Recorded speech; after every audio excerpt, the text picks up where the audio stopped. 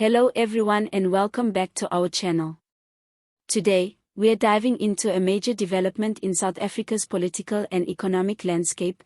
The African National Congress, or ANC, is now poised to withdraw its proposed VAT increase from the 2025 national budget. This follows immense pressure from coalition partners, opposition parties, and the broader public. Let's break down exactly what happened, why it matters, and what it means for the future of the country's economy and political alliances. So, the story begins with Finance Minister Enoch Godongwana announcing a proposed increase in value-added tax, or VAT, to address a massive R60 billion budget shortfall. This shortfall comes from declining national revenue and the end of U.S. funding for HIV/AIDS initiatives. The initial proposal was bold, a 2 percentage point increase in VAT. But as you can imagine, that did not sit well with South Africans, especially the poor and working-class communities who are already feeling the pinch of a tough economy. Facing immediate and sharp backlash, the proposal was watered down. It became a phase plan, 0.5 percentage point in 2025, and another 0.5 in 2026. But even that wasn't enough to calm the storm.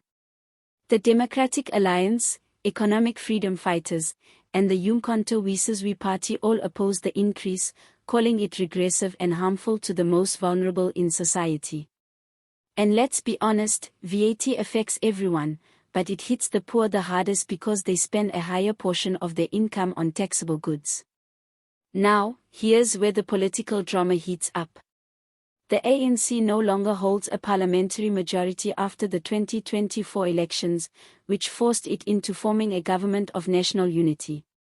This includes multiple parties, some of which are direct rivals. And this VAT issue has exposed just how fragile that unity really is.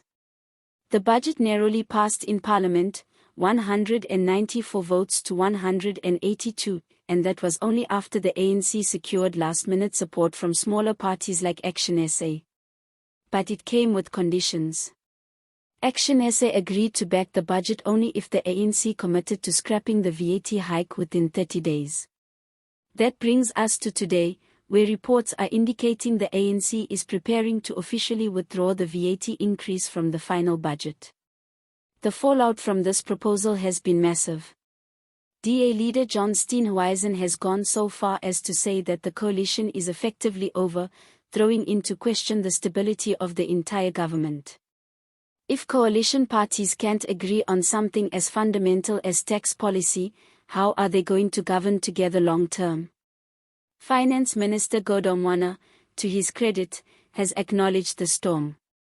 He says he's open to amendments from Parliament, but he also pointed out that these are hard choices. You can plug a R60 billion hole in the budget with goodwill alone. So now the ANC is being forced back to the drawing board. They're exploring other revenue sources, like wealth taxes and increased corporate taxes, which might be more palatable to the public but will surely face pushback from the business community. Let's talk about what this all means for ordinary South Africans. First, it's a rare victory for public and political pressure. It shows that when citizens and opposition parties push back hard enough, even the ruling party can be forced to rethink its approach. But it also raises red flags about the state of the country's finances. If VAT increases are off the table, and international funding is drying up, how exactly is the government going to balance the budget? The ANC is running out of room to maneuver.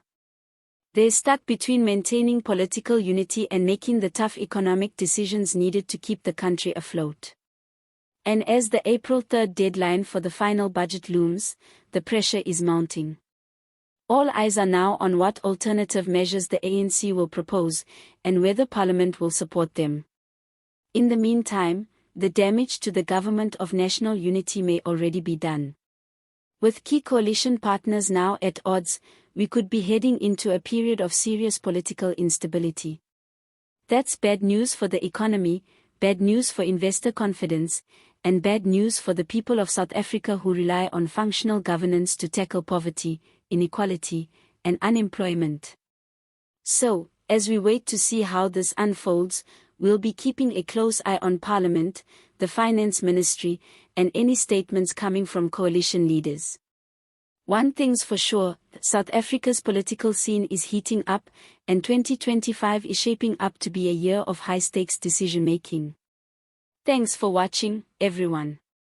If you found this breakdown useful, please don't forget to like this video, subscribe to the channel for more political updates, and leave a comment below. What do you think about the VAT proposal being scrapped? Was it the right move, or should the government have stood firm? Until next time, take care and see you next time.